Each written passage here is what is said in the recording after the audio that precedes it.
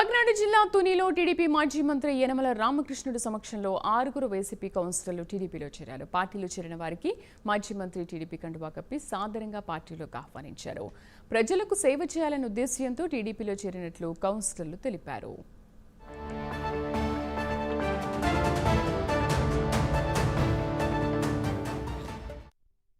తుని నియోజకవర్గం నుంచి ఒకటి అడుగేసుకుంటూ ఈ రోజుకి 16 మంది కౌన్సిలర్లు అందరూ కూడా తెలుగుదేశం పార్టీలో స్వచ్ఛందంగా జాయిన్ అవడం జరిగిందండి.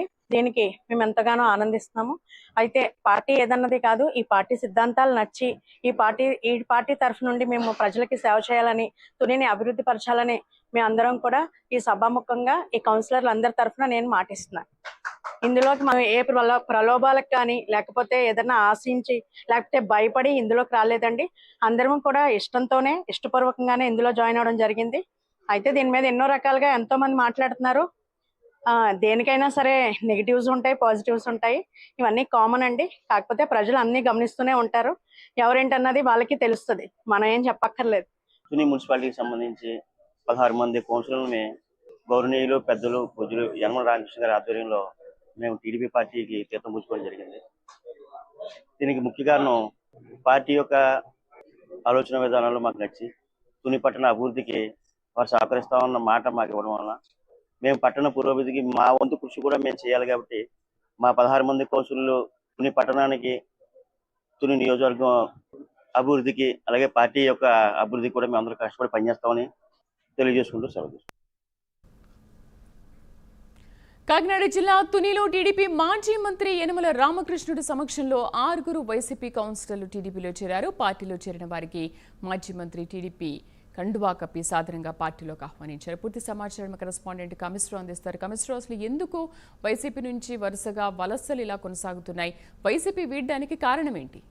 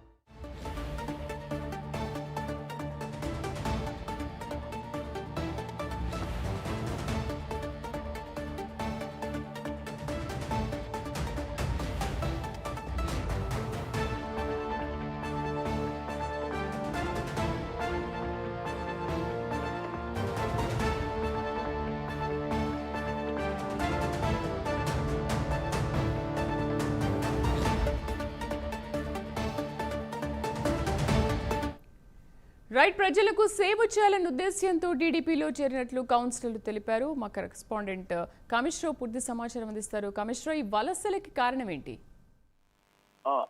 శ్రీదేవి, చూసుకుంటే కనుక కాకినాడ వైఎస్ఆర్సీపీ కౌన్సిలర్లు టీడీపీలోకి మరి 5 ప్లస్ 6 కౌన్సిలర్లు అయితే మాత్రం ఇందాక మధ్యాహ్నం మాజీ మంత్రి యనమల రామకృష్ణుడు సమక్షంలో టీడీపీలో జాయిన్ అయ్యారని చెప్పొచ్చు. మొత్తం ఏదైనప్పటికీ కూడా గంటకి ఉత్కంఠత రేపుతున్న తుని రాజకీయాలని చెప్పొచ్చు.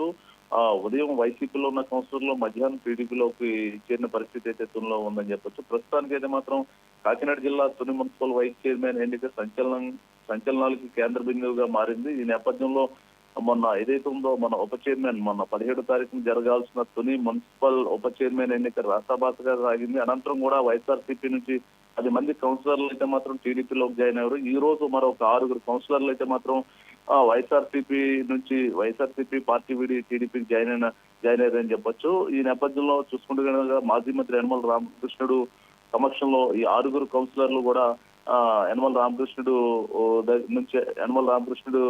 సమక్షంలో పార్టీ మారారని చెప్పొచ్చు. మొత్తం మీద ఏదైనప్పటికీ కూడా గంటకి ఉత్కంఠత రేపుతున్న తుని రాజకీయాలు అని చెప్పొచ్చు. ఏ క్షణాన ఏం జరుగుతుంది అనే దిశగా అయితే మాత్రం తుని రాజకీయాలు సాగుతున్నాయని చెప్పొచ్చు. మొత్తం మీద చూసుకుంటే కనుక ఒక పక్క ఏదైతే ఉందో తునికి సంబంధించిన 30 వార్డులు ఉండగా అందులో 28 మంది కౌన్సిలర్లు ఉన్నారు. ఇప్పటికే 16 మంది వైఎస్ఆర్సీపీ తరఫున ఉదయం ఏదైతే ఉందో Tuni municipal chairman Eluru Sudharani meeting లో అయితే మాత్రం ఈ 16 మంది కౌన్సిలర్లు సుధారానికి సపోర్ట్ గా నిలిచారు. ఆమె ఉదయం ఏదైతే ఉందో తుని ముందు పురపాలక సంఘం చైర్పర్సన్ గా ఆమె రాజీనామా చేశారు. రాజీనామా అనంతరం కూడా ఈ ఏదైతే ఉందో మిగతా కౌన్సిలర్లో మధ్యాహ్నం కల్లా యనమల రామకృష్ణుడు సమక్షంలో 6 కౌన్సిలర్లు టీడీపీలోకి జాయిన్ అయ్యారు. అంటే మొత్తం మీద చూసుకుంటే